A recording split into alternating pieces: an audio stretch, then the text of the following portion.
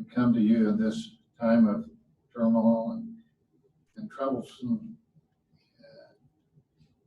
provisions here in our country. And dear Lord, we do realize that you are our dearest friend. And we're able to share our cares and concerns with you and understand that you're always there for us to lead us and guide us and to love us. And for that, dear Lord, we're so thankful. In Jesus' name we pray.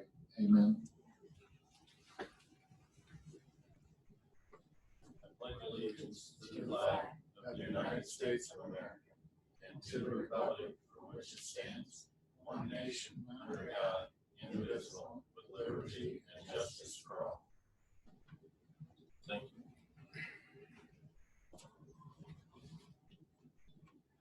Next is Johnson County. Hi there. Hi. I'm speaking to the microphone. Okay, I'm Becky Allen. I'm with Access Johnson County. I'm the Transportation Director, or qualified peon is what I like to call myself. So we're here today just to get our regular reallocation of our reauthorization of our application for operating and vehicles. That's why I'm here today. You guys got all the stuff I sent you? I did. Good. If there's any questions, I move to approve. No questions. I'll second that. Have a motion and a second. Any further discussion? Hearing none, all those in favor signify by saying aye. Aye. Opposed? Motion carries. And Amy's got all the paperwork, and I guess we need a resolution number. She said she'd take care of that too. It'll be resolution 2020-R-3. Resolution 2020-R-3. Yep. Right. Thank you. For the record. That's easy. Thanks. Thank you. Stay safe. Have a great day. You too. Approval of testing for Public Safety LLC agreement, Sheriff's Office.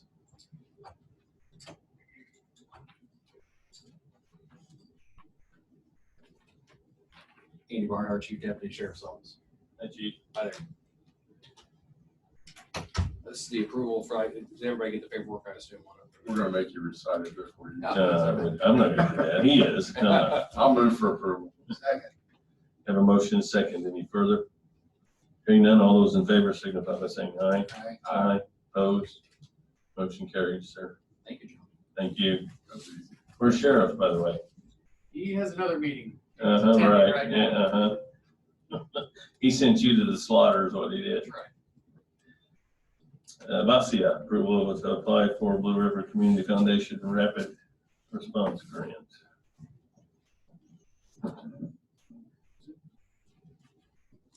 Hi, Lauren Reinierson from Vasia.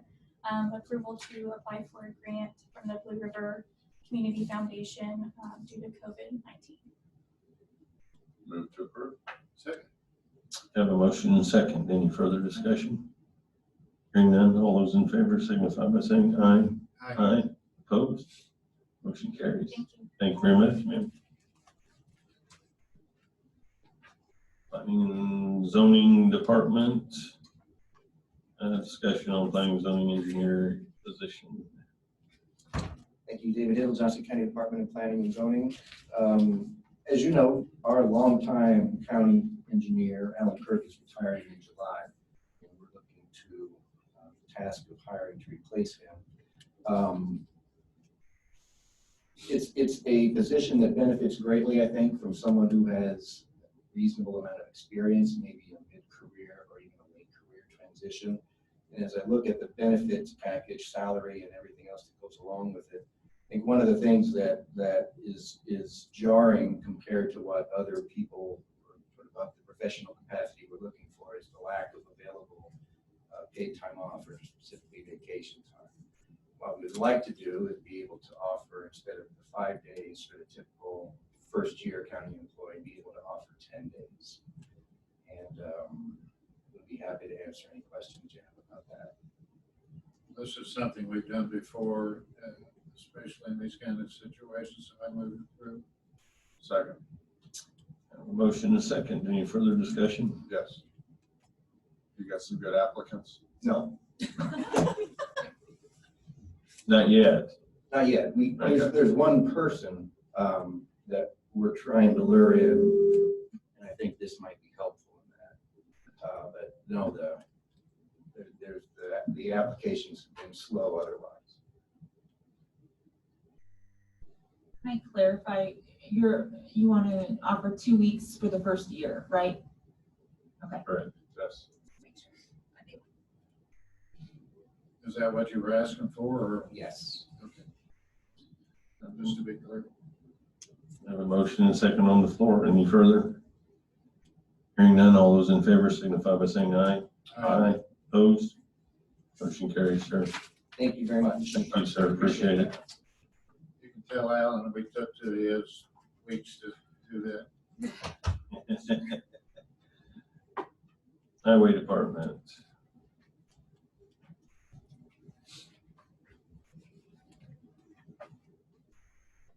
Luke Maston, Highway Director. I would like to request that we extend our fuel supply agreement that's currently in place with Petroleum Traders through the end of this year. That'd be December 31st, 2020. This particular supply contract, for reasons I'm not quite sure provide any benefit, has been a mid-year bid and a mid-year contract. My preference would be to just align that with our other supply bids and the end of the year as well.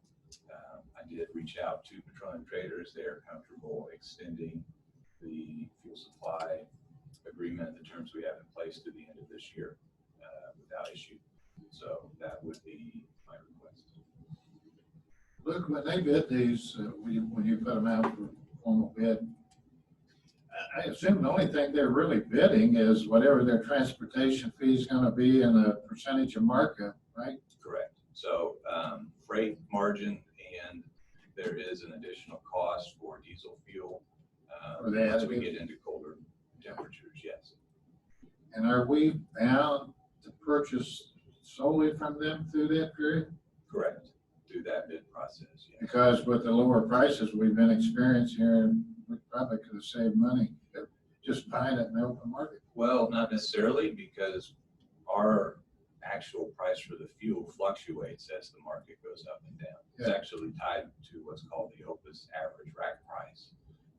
And then based on the particular bidder, sometimes they can get fuel cheaper than that average price, so they may bid a margin that's a negative. We've seen that happen before. So by following the market, ultimately, yes, if prices go up, we pay more, but when prices go down, we pay less. The alternative would be a fixed fuel price, and that's honestly like gambling. Ultimately, the house wins 9 times out of 10. So can we extend this without the bid? There was a provision in the bid package that allowed the extension. Okay. I move to approve. Second. Have a motion and a second. Any further discussion? Hearing none, all those in favor signify by saying aye. Aye. Opposed? Motion carries. Thank you. Thank you. Hey, Luke, thanks for getting back to those people on that 144 thing. Yeah, sure thing. That was interesting for me to read. That's what I got. Yeah, thank you. And the Board of Commissioners Courthouse renovation project approval, change order number 3.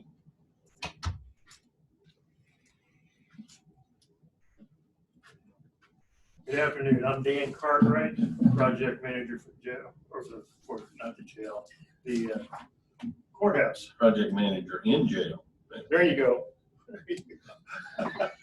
We can arrange that. And you'd probably be happy You can about try that too, wouldn't you? you can try it out for us. There you go. Sir. I'm here seeking approval of change order number 3 for the courthouse restoration. Before I get into that, I want to give you a little update on what's going on as far as progress is concerned.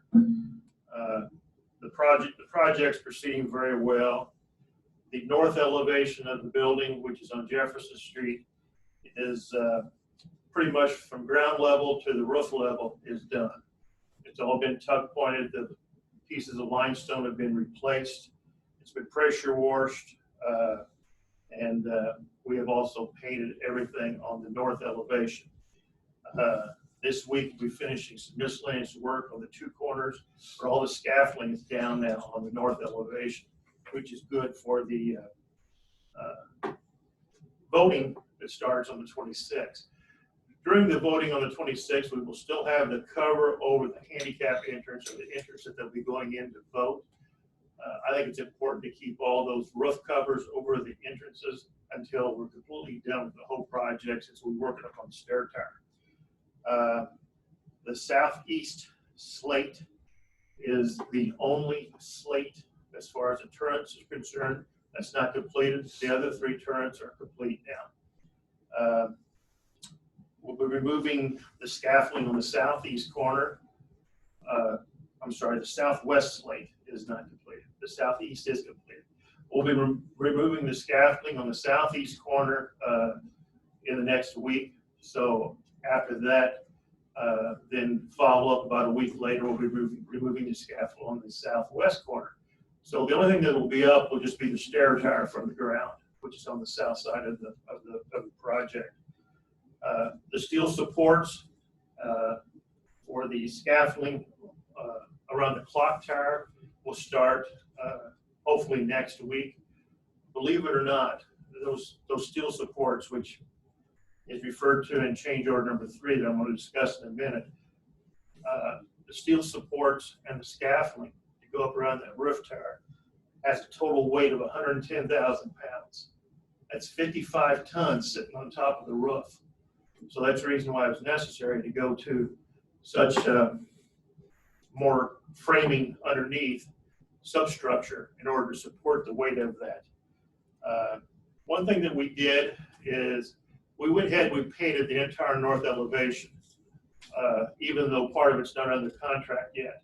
And the reason why I had them do that is to figure out exactly what how many hours they were going to have on that, so we can get a good estimate of how much it's going to cost to finish painting the rest of it.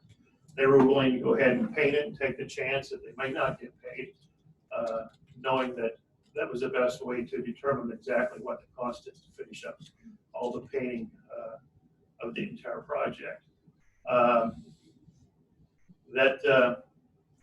The goal here has always been to try to get the entire building painted. If I can get the entire building painted within the contract amounts that are under contract right now, we're going to result in about a $300,000 savings to what was originally bid.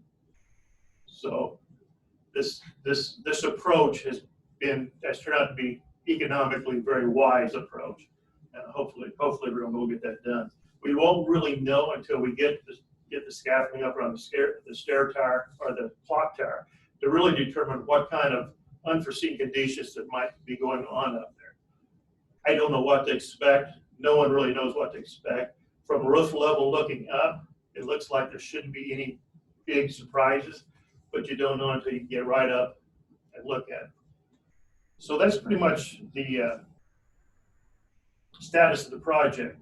Change order number 3, which I'm requesting approval of, is identified pretty clearly in the change order. I'll be glad to answer any questions that you have regarding what's included in the change order, but all these changes are a no-cost increase to the contract.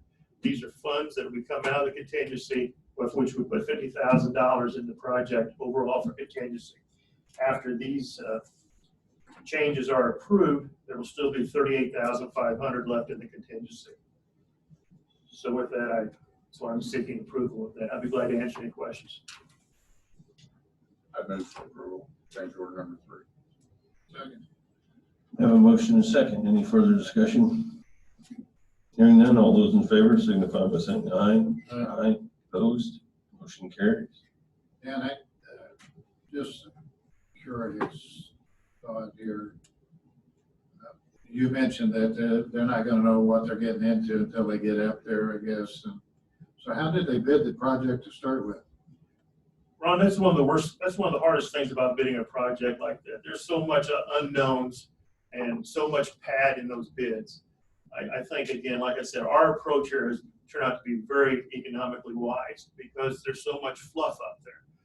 You know, I mean, the only thing you can do is take binoculars and look up there at things.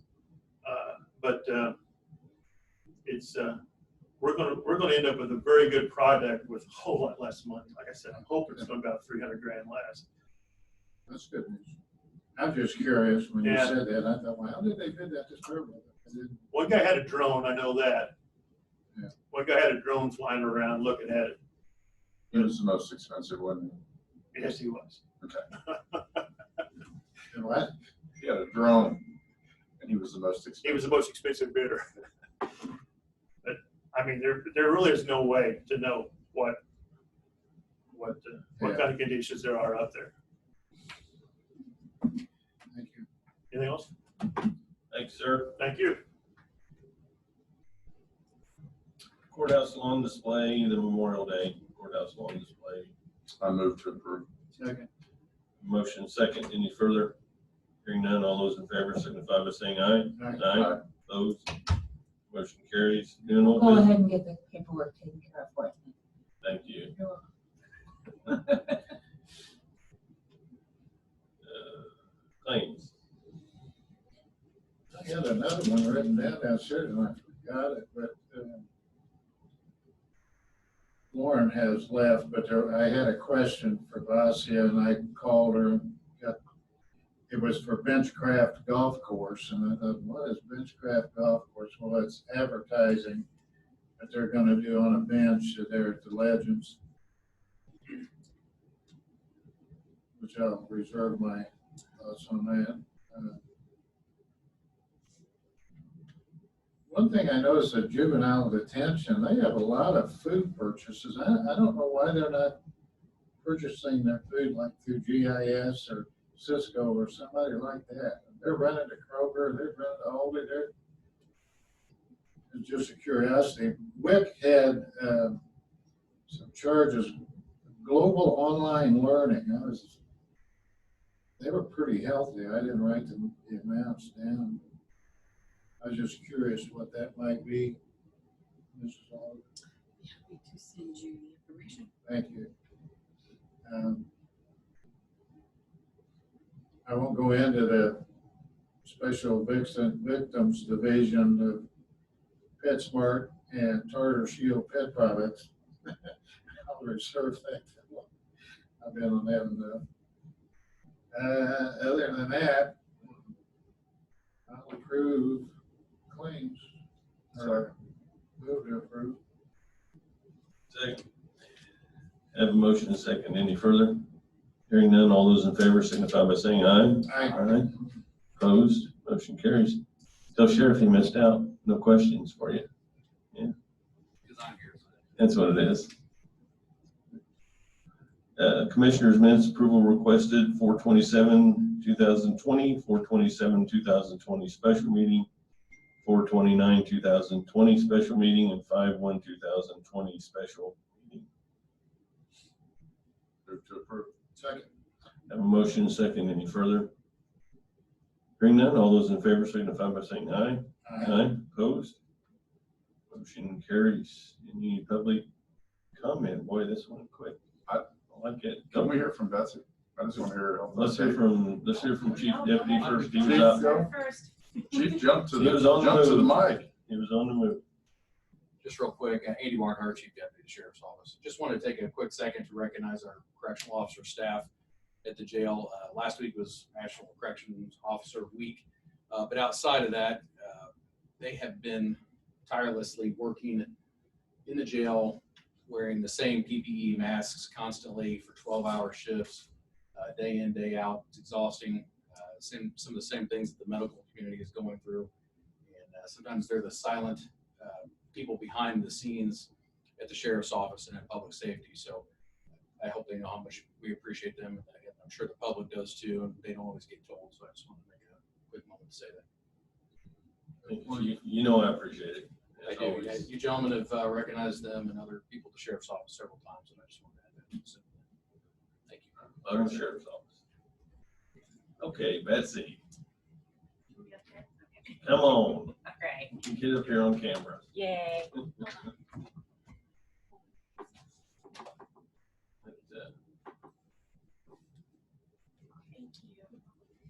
Betsy Swearingen, Director, Health Department.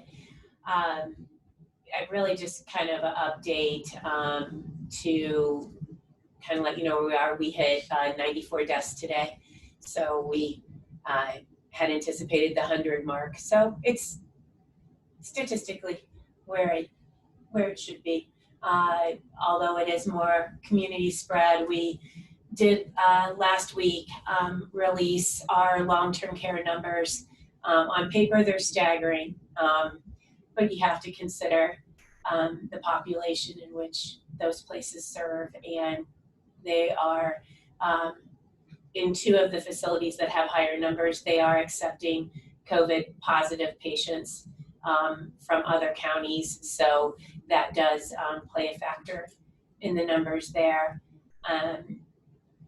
The testing, we understand, out at the Armory is going well. That is open. We like to reiterate this. That is open to anyone that wants to be tested asymptomatic or symptomatic. And you do not need a doctor's order for that. But we will note that we are, when our elderly population they're calling us, we are still encouraging them not to go to that facility. Oh, not because the facility isn't doing a good job, but just because there are a lot of sick people there. And it would be better if these elderly if they're not sick, to not put themselves in the situation to be around sick people. We're also in contact with United Way about their events that take place in the late summer and early fall with regard to backpacks and coats and angel gift programs at Christmas time. So it seems crazy that we're planning already, but we're planning on what the new normal is going to look like. Do you have any questions? Betsy, did you say that some of the long-term care facilities are accepting COVID patients? They are. There are places, let's Why say, would they bring somebody in that's already positive into a facility like that where the residents are even the most susceptible? Because they're ill resident. I mean, where are these people going to go? They're being released from the hospitals. They need rehabilitation. These are the facilities that provide that rehab, and they're the facilities that are most able to take care of these people that need to go to a transitional facility before they either can return home or they pass away. Aren't they subjecting the residents there, the other residents, to exposure? You're subjecting people to exposure the minute you walk into Menards and Lowe's and Yeah, in any place at this point. Really, they have to go somewhere. And so these places. That was a big question, right, in New York City, where they had these positive COVID patients and they put them right back into the nursing homes, and it just exploded, the death rate in those facilities. Right, but when these facilities originally take these people in as residents, they sign a contract and they understand that if these people become ill, that's their job, is to take care of these people. So you can't, just because they have COVID, say, oh, we don't want you anymore. You have to take them back in, and they have to apply their infectious disease protocol, and as long as they follow that and they do what they're supposed to, then you just care for them like they're any other patient. Sounds almost counterproductive, but well, we can't leave them anywhere. Somebody has to take them. So I kind of admire them in that regard. That's a tough position to be in, and I'm sure for their employees it's scary, and for their residents as well, who are trying to protect their health. But they are residents there, and they were residents there before they got sick. True. And that's the problem I think we were having, was the hospital couldn't hold on to them. The facilities didn't want them back, so. And they're too ill to go home. Right. And a lot of these facilities have, parent facilities and sister facilities, and that's part of their agreements with patient tracking and bed surge. If I had to put my mother and father in one, I would want them taken care of by the people that are supposed to take care of them. Right. That's the way I look at it. Right. Let the experts do their job. Yeah. Right. I got one question for you, Betsy. Sure. Lynn Gray was talking about, I don't know if you two were in here during solid waste, about that salt water combination, basically what you spare with vegetables in the grocery store that kills all viruses. Do you know anything about it? No. The city. I don't even want to make I know nothing about Okay, that. well, City of Franklin said they actually, it's a fog that they come in, and I guess I'm just inquiring. I don't know anything about it. I gave Jason that telephone number Okay. from the mayor, and he was supposed to be checking into it. Okay, I mean, I just think it might be something we might look at. It's something to look at, but I know there are some companies out there right now, and I do know that some of our safety organizations have gone with them, and there's some mixed results when it comes to the damage that these products and sprays and misting can cause to the equipment that they're using these sprays and mists and decon. So I would encourage you to just do a little bit of research on that, and because for all the good that happens, the perfect example of that is Alpine came out years ago with a home air purifier. Well, that's all well and great. Yes, it does remove mold from the air, but it also produces, the byproduct is ozone. Not ozone like the ozone layer, but the ozone a byproduct, and that's far worse of a respiratory irritant than the mold itself. So it's a catch-22. You have to just kind of do your research to make sure that the products are working. They may very well. I may not know what I'm talking about. So just Fair things I enough. hear. I just was curious if you know anything about it. Okay. Thank you. Hopefully Jason's getting some good information. Yeah. Thank you. Thank you. Thank you. Anything else? Yes. Well, I always like to give you a little bit of an update. Since I can't play pickleball, so I'm researching a lot at home, it seems like. And I came across this was put out by the CDC on May 4th. They said that 10 states account for 70% of all U.S. cases and 77% of all deaths. New York and New Jersey alone accounting for 48% of all deaths. It also said that this was a curious part here. 30 counties, or less than 1%, account for 51.1% of all U.S. cases and 57.3% of all U.S. deaths. And here's a curiosity.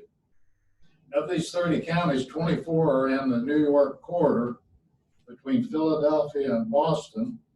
The passageway is served by a commuter railway system that runs through Manhattan. It ought to tell you something about mass transportation under a situation or a pandemic like this. It kind of explains the volume of cases, I guess, in that area. There's 3,145 counties in the United States. 1,630 of them, or 52%, have 0 cases of COVID. 447 counties only indicate 1. Now we're talking about deaths here, not cases, but deaths. And then it goes on up and up. Unfortunately, we're in the 348 counties, or 11%, with 16 plus deaths. But I thought that was interesting. And the thing it points out, with 1,630 counties not having any deaths, is that it's not a one size fits all.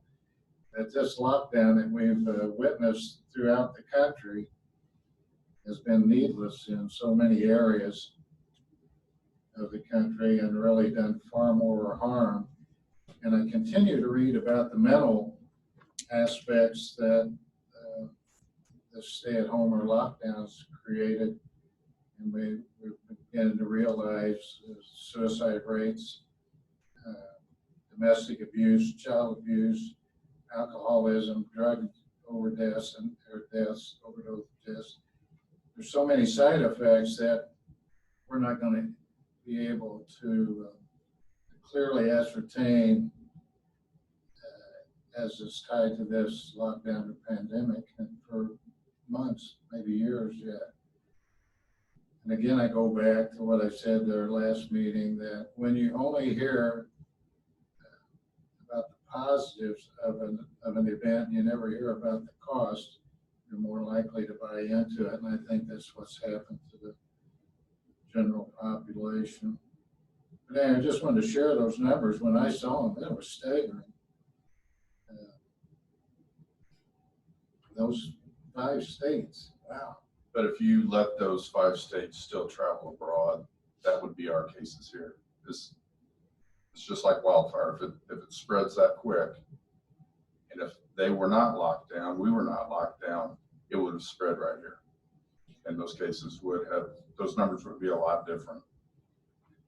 Well, that's still out for debate. Sweden didn't lock down. They're not having any major problems. There's been India. I just read a staggering statistic on India with their massive population. They got a lot fewer cases than we've got, and probably 3 times the population. So yeah, it's just something history will prove out one way or the other. I could be wrong. No, I think history will prove out. I don't think you're wrong about that. But I love the health department.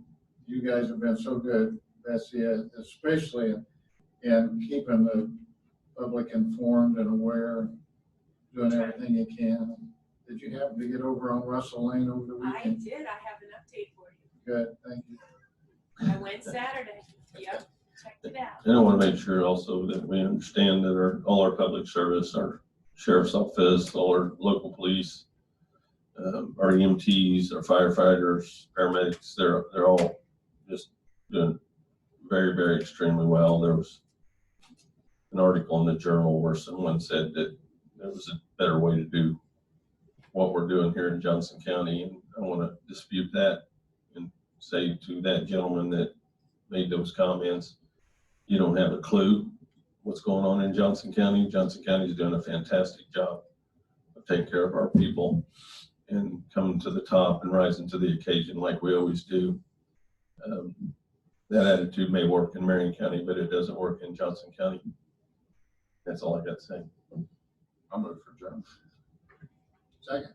Have a motion. I gotta echo that the sheriff's department's done a great job of keeping it out of the jail. I know they got 4 cases now, but man, God, working with that population out there and in transit, I don't know how they managed to do it as long as they did. It's such a low number. They're doing a good job. Regardless. They have a motion and a second. We're adjourned. Thank you.